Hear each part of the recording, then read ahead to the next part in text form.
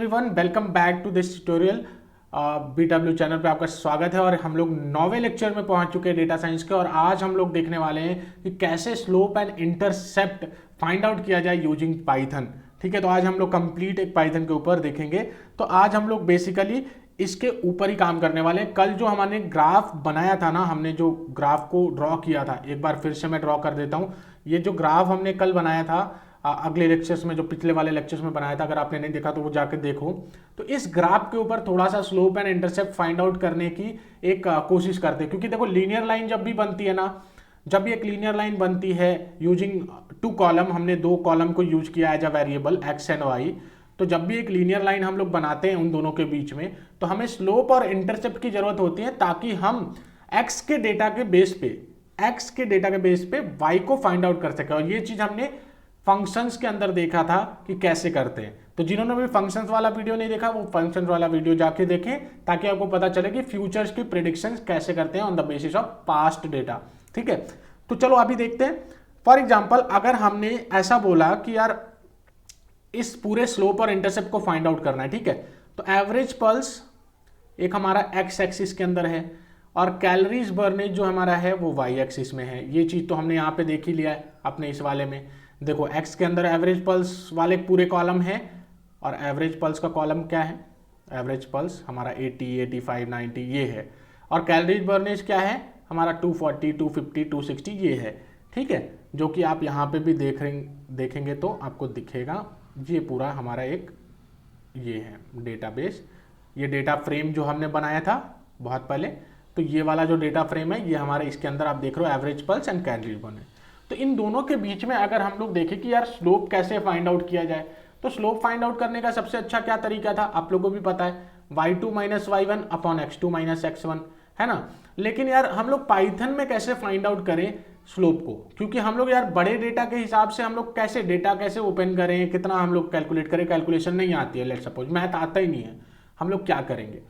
Concept तो आता है ना मैथ का, तो हम लोग एक देखो स्लोप का एक स्लोप का एक फाइल बनाते हैं। देखो यहाँ पे मैं लिखता हूँ slope.py, एक पाइथन फाइल बना लेते हैं। और यहाँ पे हम लोग क्या करने वाले हैं ना, यहाँ पे हम लोग स्लोप फाइंड आउट करेंगे। ठीक है, किसी भी लाइन की स्लोप फाइंड आउट करेंगे। कैसे करेंगे स्लोप फाइंड आउट, तो सिंपल एक मेथड डिफाइन कर लेते हैं, है ना। एक मेथड डिफाइन करते हैं और डिफाइन करने के लिए आपको सिंपल डेप्थ लिखना होता है। और एक स्लोप मेथड नाम रख दिया मैंने मेथड का। इस मेथड को टोटल 4 वैल्यूज चाहिए होंगे, x1, x2, लेकिन x1, y1 होता है ना, तो एक साथ ऐसे देंगे y2 एंड x2, y2, है ना। तो ऐसे एक ये मेथड है, 4 पैरामीटर एज एन आर्गुमेंट लेगा एंड s के वैल्यू के अंदर क्या इंपोर्ट करेगा, मतलब क्या स्टोर करने वाला है ये।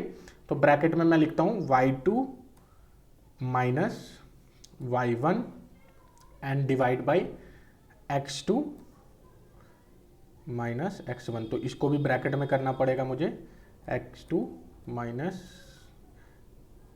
x1। चलो, और इसको क्या कर देगा, सिंपली रिटर्न कर देगा s वैल्यू को। ठीक है, तो अब अगर मान के चलो मुझे स्लोप निकालना है, ठीक है, अगर मुझे स्लोप निकालना है तो मुझे सिर्फ और सिर्फ 4 वैल्यू देने हैं, x1, y1, x2, y2। ठीक है, अब कितना भी बड़ा नंबर रहने दो, लाखों में नंबर रहने दो, मुझे कोई लेना देना नहीं है, मुझे स्लोप निकालने से मतलब है। क्यों स्लोप निकालना है थोड़ी देर में आपको पता चलेगा, और इवन आपको फंक्शंस वाले वीडियो में भी बता दिया गया है स्लोप क्यों निकालना है। तो अगर नहीं देखो तो वो वीडियो आप जाके देख सकते हैं। नाउ मुझे क्या करना है ना, उस स्लोप को प्रिंट कराना है। चलो प्रिंट, और स्लोप मेथड को कॉल करेंगे हम लोग, और इसके अंदर x1, y1 हम लोग पुट करेंगे। चलो यहाँ से पुट करते हैं, यहाँ पे हमारा डेटा भी ओपन है, तो हम लोग यहाँ से पुट करते हैं। यहाँ पे आप देख रहे हो दैट इज 80, एक x1 है हमारा और ये y1 है।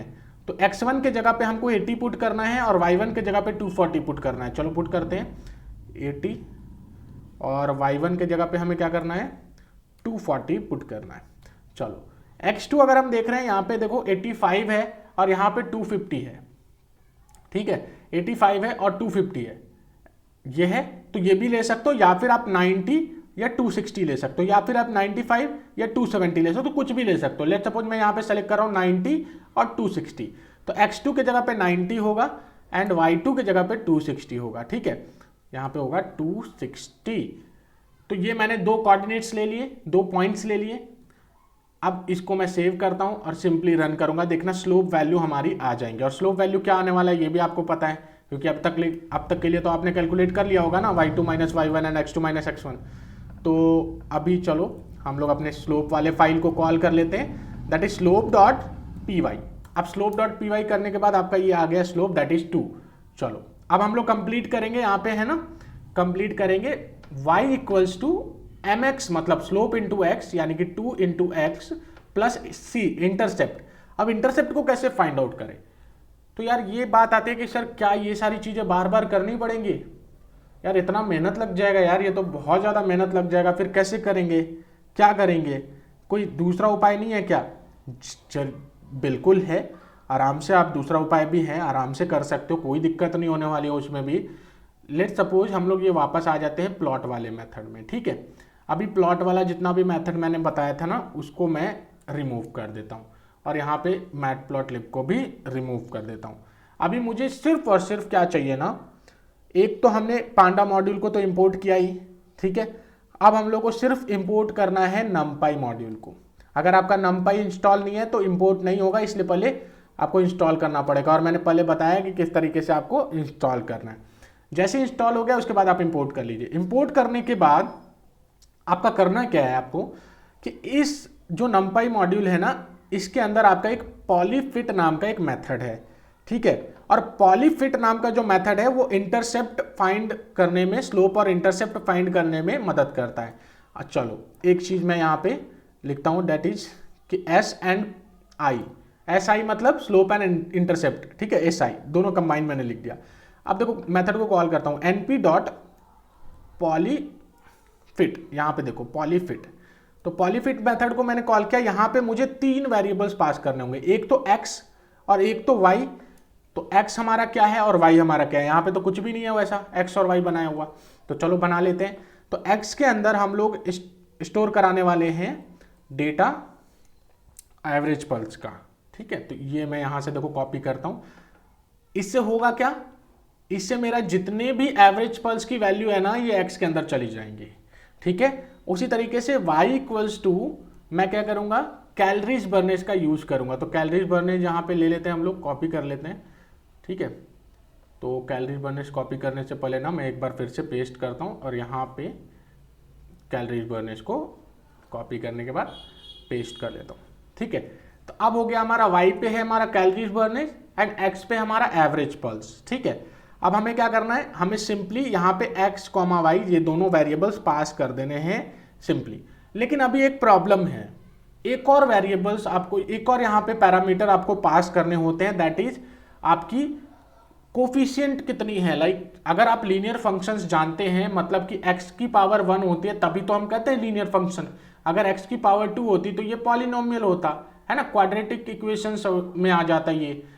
इसके बाद x का पावर 3 यानी क्यूबिक इक्वेशंस में आ जाता, x का पावर 4 यानी कि आगे बढ़ते चले जाएगा पॉलीगोनल, फिर ऐसे हेक्सागोनल सारे चलते चले जाते हैं। तो लीनियर का मतलब क्या है, x की पावर 1। तो ये कोएफिशिएंट आपको जो वैल्यू है ना, पावर है ना, यहाँ पे आप पास कर रहे हो और कुछ नहीं। तो यहाँ पे सिर्फ आप 1 इसलिए पास करो क्योंकि लीनियर फंक्शन है, तो आपकी x की पावर 1 जाएगी, तो उसका स्लोप निकालना है। हर एक चीज का स्लोप पॉसिबल होता है, इसलिए मैं बोल रहा हूँ यहाँ पे लीनियर की स्लोप आपको निकालनी है। हर एक कर्व के पास स्लोप होता है, हर एक लाइन के पास स्लोप होता है, तो याद रखना इस चीज को। तो यहाँ पे आपको x की पावर बतानी पड़ेंगे। इसके बाद मैं क्या करता हूँ, सिंपली प्रिंट करा ले रहा हूँ अपने एसआई को, मतलब स्लोप एंड इंटरसेप्ट को डायरेक्टली। तो यूजिंग numpy पॉलीफिट मेथड हमने स्लोप और इंटरसेप्ट फाइंड आउट करना सीख लिया। चलो यहाँ पे मैं क्या करता हूँ, सिंपली प्लॉट मेथड में मैंने किया ना, तो यहाँ पे मैं स्लोप की जगह पे प्लॉट कर लेता हूँ, ठीक है। और इसको सेव करते हैं और ये एंटर करते हैं। अभी आप लोग को देखो यहाँ पे 80 इंटरसेप्ट आ रहा है, यहाँ पे 2 आपकी स्लोप आ रही है। अकॉर्डिंग टू दिस डेटा आपकी स्लोप और इंटरसेप्ट ऐसी आ रही है।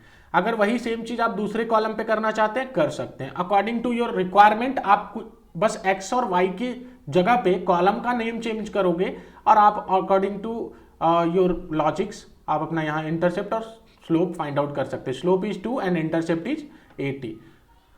सभी लोग को लग रहा होगा कि सर ये सारी चीजें क्यों कर रहे हैं, ये बार बार ऐसा ये क्यों कर रहे हैं। तो ये चीज इसलिए करनी पड़ रही है ना मुझे, क्योंकि यार हमें एक स्ट्रक्चर्ड डेटा के ऊपर काम करना है, ना कि अनस्ट्रक्चर्ड डेटा के ऊपर।